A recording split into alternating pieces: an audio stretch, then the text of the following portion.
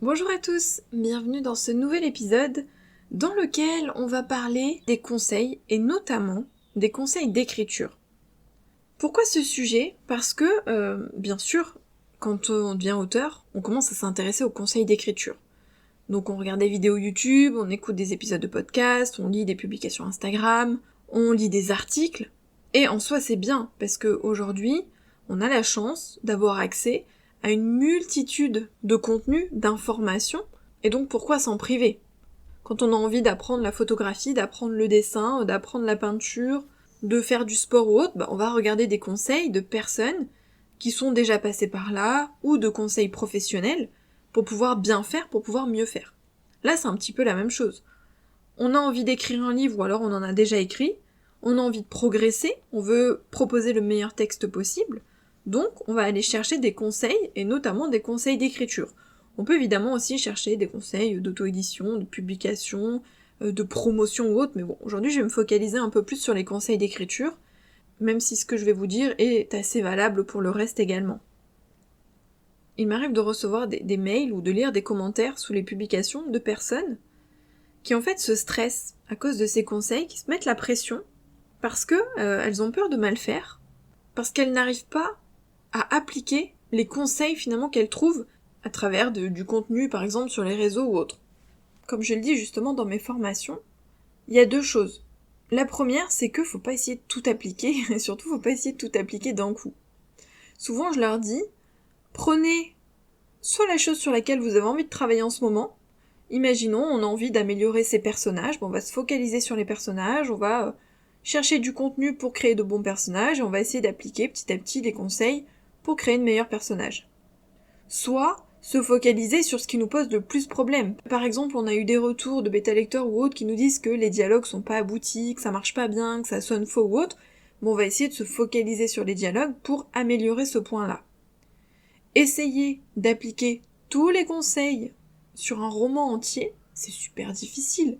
Et ça vient avec le temps, avec l'expérience, avec les années, avec la carrière. On ne peut pas appliquer tous les conseils d'un coup et en plus être efficace. Il y a tellement de choses à travailler dans un livre. Il faut aussi être réaliste et se focaliser sur des points et apprendre petit à petit.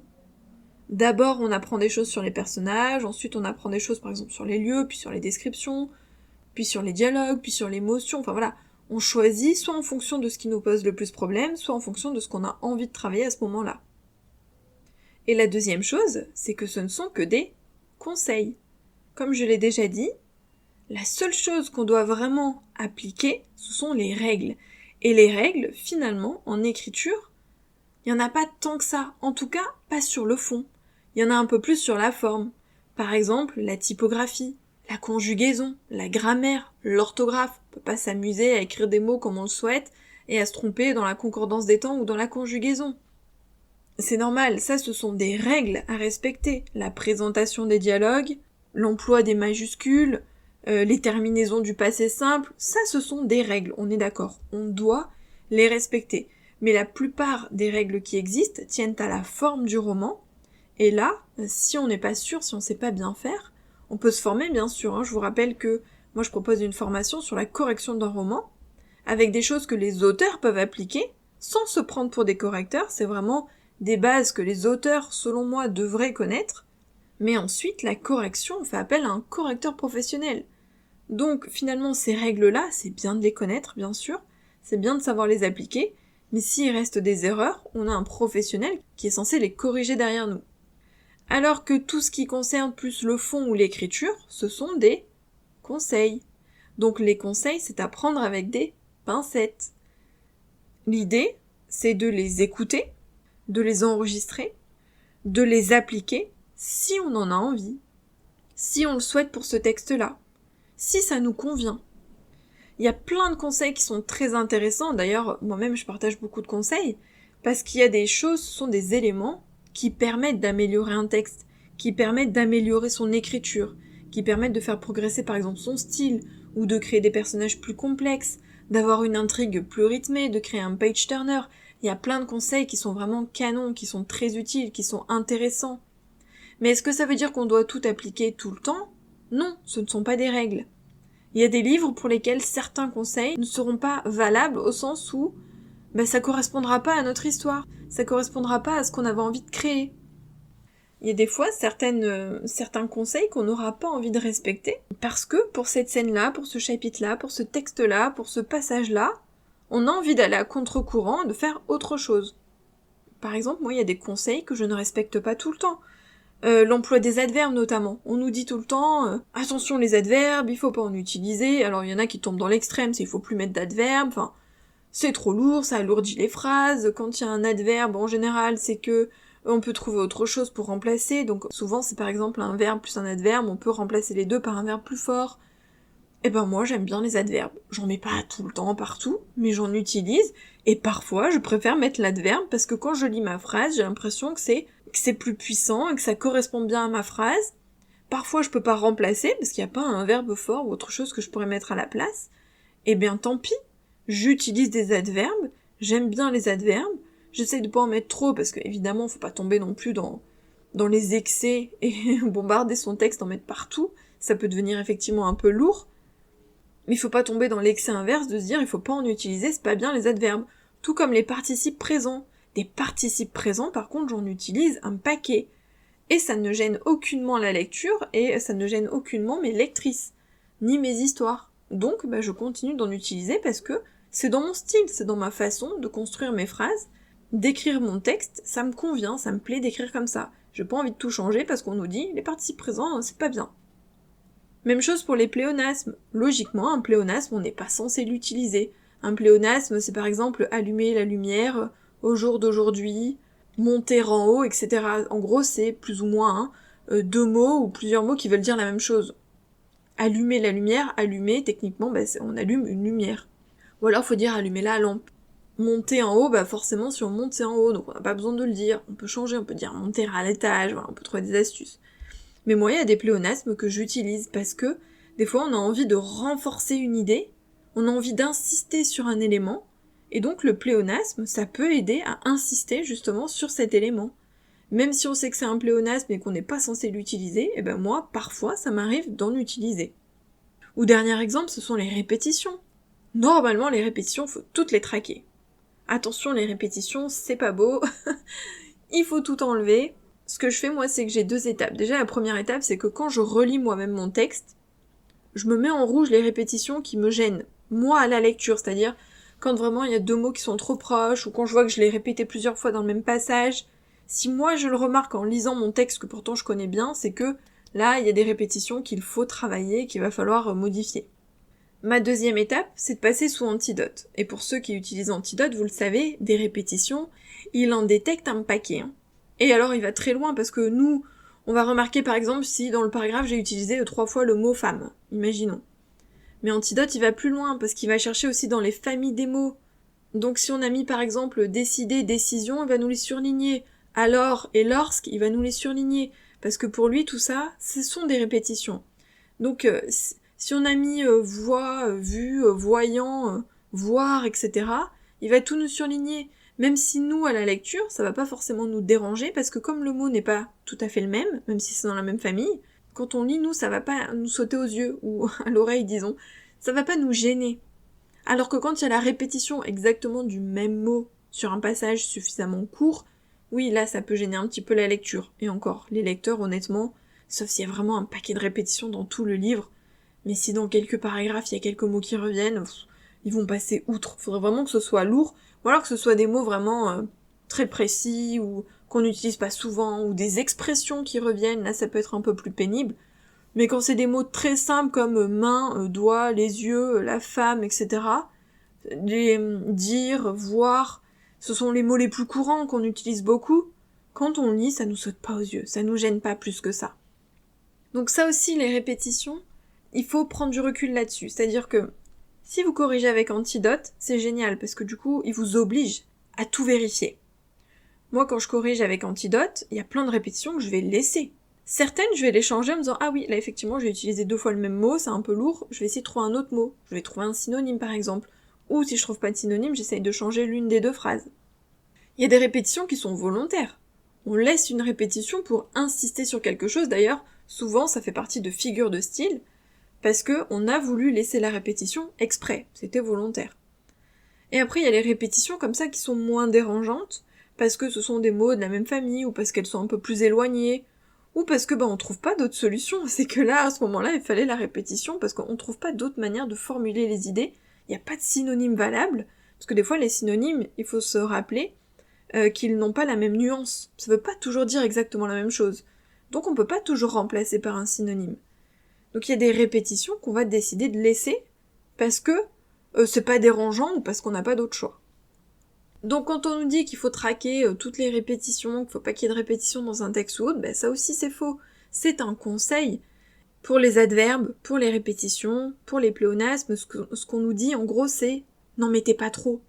Il faut pas qu'il y en ait trop parce que ça va devenir lourd, ça va devenir indigeste, ça va devenir compliqué à lire, etc. Mais ça veut aussi dire de pas tomber dans l'extrême inverse qui est de tout enlever et qu'il faut pas qu'il y en ait non plus. Et quand on crée un roman, c'est la même chose. Là, ça tenait un peu plus à la forme, mais pour le fond de son histoire, pour créer le fond de son histoire, c'est la même chose. On est libre de faire ce qu'on veut. On est libre de créer l'histoire comme on le veut, d'utiliser la structure qu'on veut, même si on nous dit que l'élément perturbateur il doit être là et que le climax il doit être là, peut-être que pour cette histoire-là, vous ferez autrement. Peut-être que dans votre histoire, il y aura quasiment pas de description ou peu de description parce que ça vous intéresse pas. Ou peut-être que dans ce roman-là, il y aura pas de dialogue ou peu de dialogue. On a la possibilité de faire ce qu'on veut. Les conseils sont des conseils. Ils ont quand même, pour la plupart, fait leurs preuves, c'est-à-dire que ce sont des conseils qui sont issus de pratiques, parce qu'on s'est rendu compte que c'était mieux quand on suivait ces conseils. Qu'ils peuvent aider à améliorer son texte, qu'ils peuvent aider à progresser, qu'ils peuvent aider à proposer une meilleure histoire.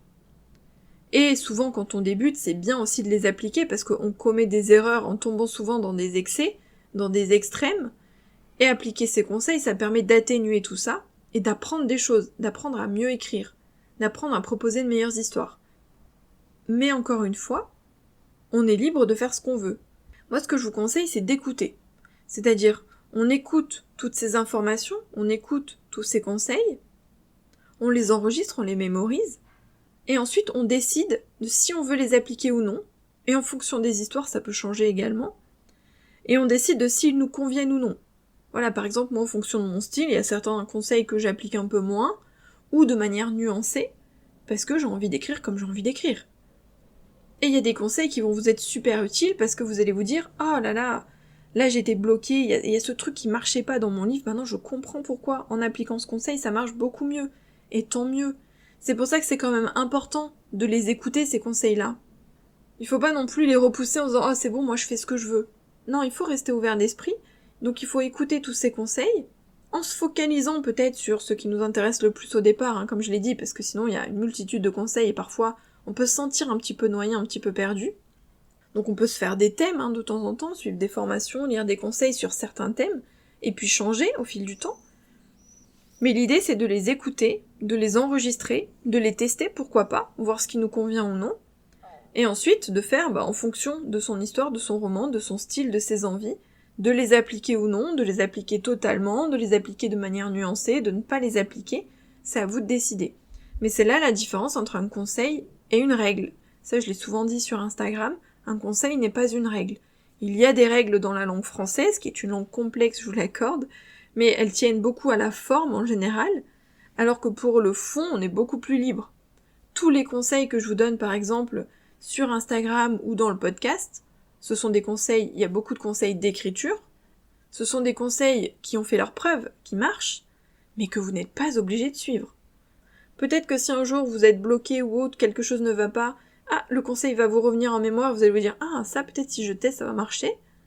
Et puis des fois vous vous direz « ce conseil, oui, peut-être qu'il était bien, mais là non, là ça me convient pas, ça marche pas ».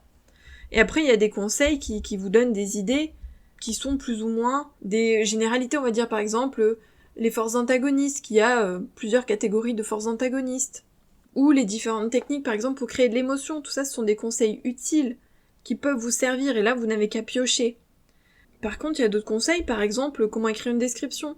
Moi, dans mes formations, je donne souvent des conseils sur les descriptions, mais il y a des personnes qui vont écrire les descriptions d'une manière totalement différente. Et c'est ok, parce que là, il n'y a pas une règle précise en disant la description doit être comme ça. Non, Moi, je donne des conseils parce que c'est des choses que j'ai remarquées, des choses qui marchent, des conseils simples à appliquer, que j'ai remarqué au fil de mon écriture, de mes lectures et de mes bêta-lectures. Mais il y a d'autres formateurs qui vont me proposer des conseils totalement différents pour les descriptions. Et il y a des auteurs qui vont les écrire de manière totalement différente. Et il n'y a pas de souci. Ce sont des conseils. Donc on peut tester, on peut essayer. Peut-être que ça peut débloquer, ça peut aider. Et peut-être que ça ne vous servira pas parce que vous faites autrement. Et tout va bien. Parce que quand on est auteur, on a cette forme de liberté, on fait un peu ce qu'on veut avec son histoire. Et on n'est pas obligé de suivre des règles strictes de ce point de vue-là. Donc n'oubliez pas, les conseils sont là pour vous aider, pour vous aiguiller, pour vous donner des pistes, parce qu'ils ont quand même été testés et approuvés, ils sont pas sortis de nulle part. Mais ce sont des conseils, donc on les écoute, on les enregistre, on les applique ou non, on décide en fait, en fonction de ce qu'on veut faire. En revanche, pour les règles, là oui, les règles il faut les apprendre, les connaître, et faire appel à quelqu'un pour nous aider, notamment pour tout ce qui est correction. Mais je pense quand même qu'il faut avoir des bases, il faut connaître les règles principales, déjà pour soi, parce que c'est quand même notre métier d'être auteur, donc c'est intéressant de connaître tous ces aspects-là.